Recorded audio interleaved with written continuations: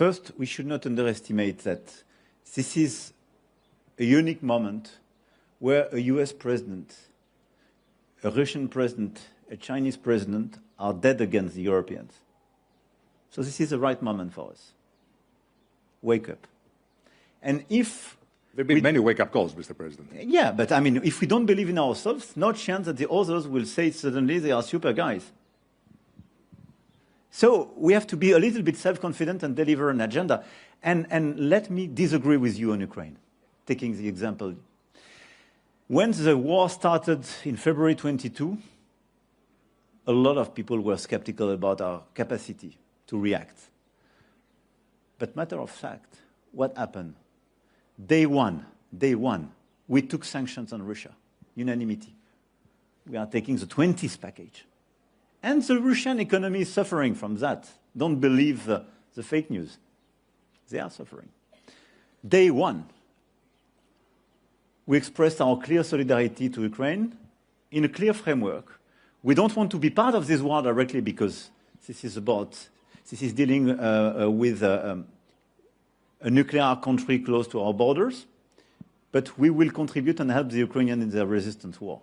And we did it. And we are number one investor by far as Europeans. Ukraine is resisting very well, much better than a lot of people thought. And the same, we are doubting about the capacity of the Europeans, were those saying 6 months ago, Ukraine will collapse during winter time. They took even some territory from the Russians during the past few weeks. So we took sanctions, we remain all together. We provided a lot of support to the Ukrainian on finance, on capacities in the different fields. And third, we built for the very first time this coalition of the willing. And let me tell you, my contribution to the coalition of the willing is not, absolutely not, contingent to the US support or any US backstop. But what you have to see is that this coalition of the willing we launched in February last year as a reaction to this famous moment in the Oval Office with President Zelensky was a clear signal we are ready to take our fair part of this burden and we want to decide for ourselves. And this coalition of the willing, we launched it with the UK. All the Europeans are contributors, but we have Canada with us. We have Australia, New Zealand, Japan, not just the EU, because you have as well Norway and the UK. And it is a very powerful first creation where, as Europeans, we are framework nations in order to organize such a defense and security contribution.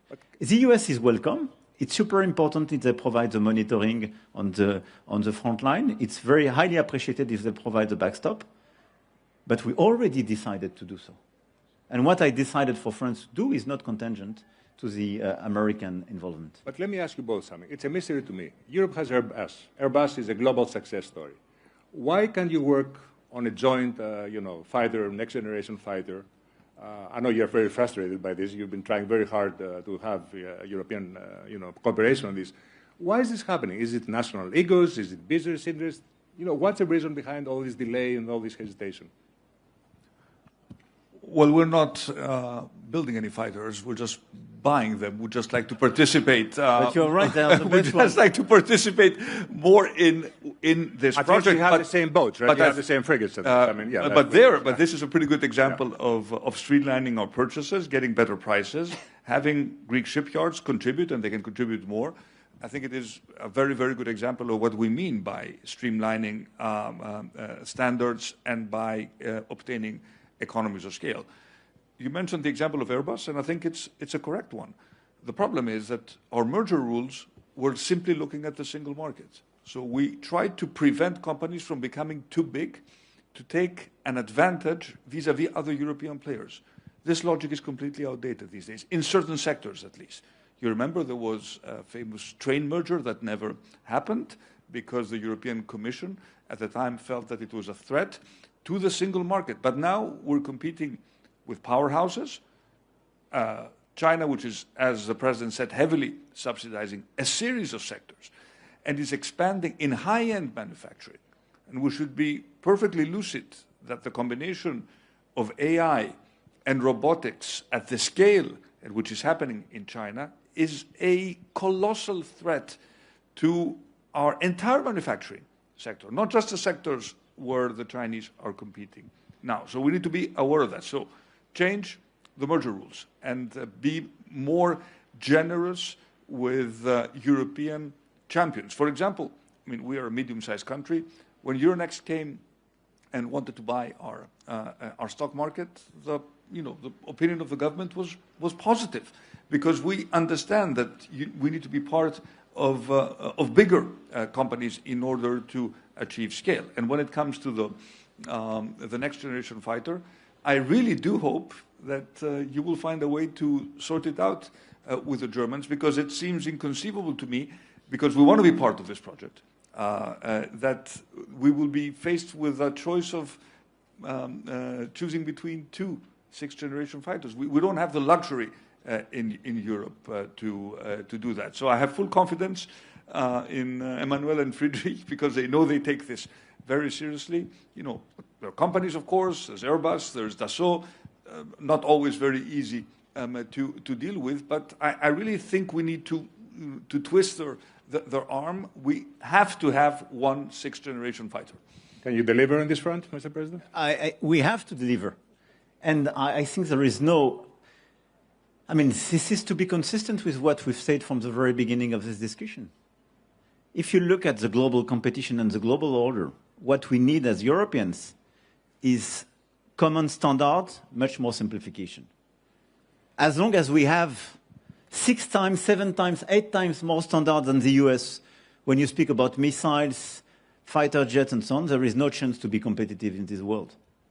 So it goes through mergers, it goes through common projects, it goes through best athlete approach. We have several ways to do so. But we have to go beyond both the national interest and the company's interest, because this is a strategic issue. And for me, defense and security is a very good example of what we've discussed from the very beginning, how to have this strategic autonomy. To have strategic autonomy is to buy European and to produce as Europeans. And this is why. This is, by the way, what we are doing as well on submarines together. You decided to buy French submarines, and the Kyiv is a great source of common pride, and we'll go tomorrow to this frigate together. But progressively, you will have more production on the Greek side, and this is as well a cooperation, because it should be progressively a European production. And this is the way, as Europeans, to deal with this issue. A lot of countries didn't have a strong European industry. We cannot just ask them, stop buying Korean or Americans. We should say, you should buy European, because this is the only way to be more independent. And the day we are disaligned with the Americans, for instance, you will make sure that you can still have your products, your arms, your munitions, your weapons. But you have to give them the fair share, and to create as well industrial opportunities and upsides. And this is exactly what we are doing. And this is the main revolution, which is clearly on track as European scale, because we underestimate the fact that after the Second World War, defense and security was not an issue for the Europeans, or it was a forbidden topic for the Europeans.